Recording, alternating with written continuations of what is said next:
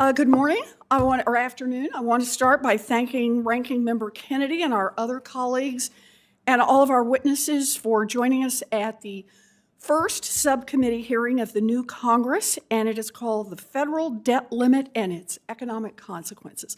Very timely. The debt limit is the total amount of money that the United States government can borrow to pay for spending that Congress is already committed to. The debt limit will not authorize new spending, but failing to increase it when needed would cause the U.S. government to default on its obligations, plunging our economy into crisis and pushing millions of Americans out of their jobs. Last month, the Treasury Department announced that the federal government will hit the default point as early as June. Now, House Republicans don't seem concerned about the upcoming debt limit deadline. Instead, they seem downright thrilled to have an opportunity to use it as leverage to demand tax cuts for billionaires and giant corporations. And instead of taxing the wealthiest Americans, these House Republicans want to shove the burden off on hardworking Americans with a massive new national sales tax, or by imposing dramatic cuts on Medicare, Social Security, and other government programs that support middle-class families. Today, a new report from Moody's shows that House Republicans are trying to wedge the economy and American workers between a rock and a hard place. Now, here's the rock. They won't raise the debt ceiling, and if they don't, House Republicans will plunge the U.S. economy into a recession and cost at least 1 million Americans their jobs. And here's the hard place. If they raise the debt ceiling, but only in return for sharp spending cuts, they will also trigger a recession and push 2.6 million Americans out of work. Dr. Mark Zandi, one of the authors of this report, is joining us to explain these findings in more detail. Now, House Republicans have said right out loud that they are looking for big spending cuts. Ways and Means Chair Jason Smith bragged that he would use the debt ceiling, quote, to right-size the federal government. Representative Buddy Carter said, quote, our main focus has got to be on entitlements. Representative Ralph Norman promised cuts that will, quote, shock people.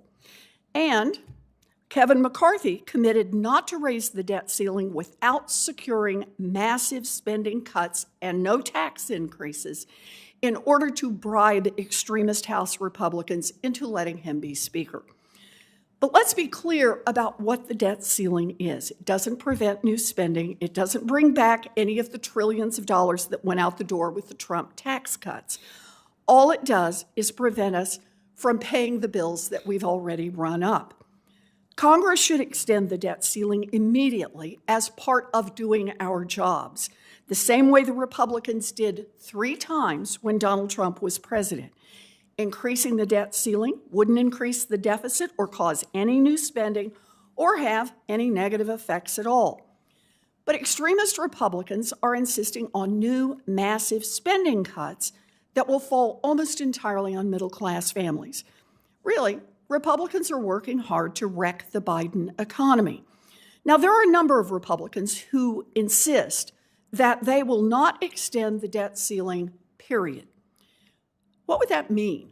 According to this new analysis from Moody's, a very short breach would plunge the economy into a recession and cause the loss of 1 million jobs. A longer version of breach would cost as much as 7 million jobs. Breaching the debt ceiling would be a disaster. But the Moody's data show that caving in to House Republican cuts would also inflict terrible damage on our economy and put millions of people out of work. Republican House leaders have suggested an immediate 10% real cut in federal spending, and then cutting spending by 26% over the next decade. That would mean massive cuts to programs that Americans care about, programs in education, housing, childcare, emergency response to hurricanes and floods, food inspection, air traffic control, medical research, fighting counterfeiters and drug traffickers, delivering the mail, monitoring air pollution, inspecting sewage treatment, fighting wildfires, keeping highways and bridges repaired. It is a long list that House Republicans are willing to slash. In the short term, these extreme cuts would drive the U.S. economy into a recession and force 2.6 million Americans out of their jobs. A decade from now, we would still be short 1 million jobs and 2.8% of our GDP, as if our economy had simply stood still for a full year. I'll say it again. Debt ceiling breach is bad for our economy, but House Republican spending cuts are also a disaster, plunging our economy into a recession and putting more than 2.5 million people out of work. I appreciate that Anat Weissenfreund, did I get it right? Good. From my home state of Massachusetts is here today to help us understand the real-life impacts of these Republican plans. Now, it is impossible to take House Republicans' claims to want to reduce the deficit seriously. Their proposals simply seem designed to cause pain. Now, there's a debate among economists about how important deficit reduction really is. But if we want to have a serious conversation about deficit reduction, it starts with the trillions of dollars, that's trillions with a T, that we could raise with a few simple steps that would leave middle-class families untouched. Repeal the Trump tax cuts for the wealthy and big corporations. Tax giant multinationals on their offshore profits. Strengthen the billionaire corporate minimum tax. Raise the tax on stock buybacks. And make sure that billionaires pay taxes on their growing piles of wealth. Eventually, we must raise the debt ceiling and pay what we owe. That leaves our country with two options to deal with the national debt. We can raise trillions of dollars in new revenue without touching middle-class families, or we can cave into Republican blackmail, wreck our economy, cut Medicare and Social Security, and cripple government programs that create jobs and invest in the middle class. Today, I sent President Biden a letter urging him to put out a strong budget later this week that raises revenues from the wealthy and well-connected and rejects extremist, job-destroying House Republican plans. Our choice could not be simpler, and that is what we are here today to talk about. And now I will turn this over to Ranking Member Senator Kennedy for his opening remarks. Thank you, Madam Chair. I want to thank Senator Warren for calling this hearing. I want to thank all of you for being here. I know you're busy. We have several things going on this afternoon, so I may be in and out, but I want to stay as long as I can to hear your testimony. Let me make a couple of points. Number one, it is unthinkable to me that the United States Congress will not extend the debt limit. I can tell you the United States, this United States senator will not vote to default on America's debt. Now, we have a lot of it, but there's a moral principle involved and a practical principle involved. And if you're going to have a party, you got to pay the band. And it's time for us to pay the band, and we're going to do it. However, I think you will see some of us, including but not limited to the House Republicans, use this as an opportunity to talk about our rate of growth in spending and to talk about the rate of growth in our debt accumulation. And that's not unusual. Every time we have one of these disagreements in divided government over the debt ceiling and extending it, A, the debt ceiling's always extended, and B, there are always negotiations. So why is it important for the president and the Congress to sit down and talk about it? Well, a couple of reasons. I think many economists today are Keynesians. And as we all know, Dr. Keynes talked about the importance of deficit spending in government when you're in a recession, like the recession we had during the pandemic. The importance of government deficit spending to stimulate the economy, and it works. But some economists leave out the second part of what Dr. Keynes said. He said, when the recession's over, you pay the money back. And that's kind of an important part of the equation. So that's point two. Point three, why is it important that we have this discussion? The chair and I had a hearing this morning, and other senators with Chairman Jay Powell. And he's being cast to be very careful in his answers. I understand that. But here, in my opinion, is what's going on at the Federal Reserve. The Federal Reserve is raising the federal funds rate. Why is it doing that? It's trying to slow the economy. What does that mean? Well, it means the Fed is trying to lower GDP.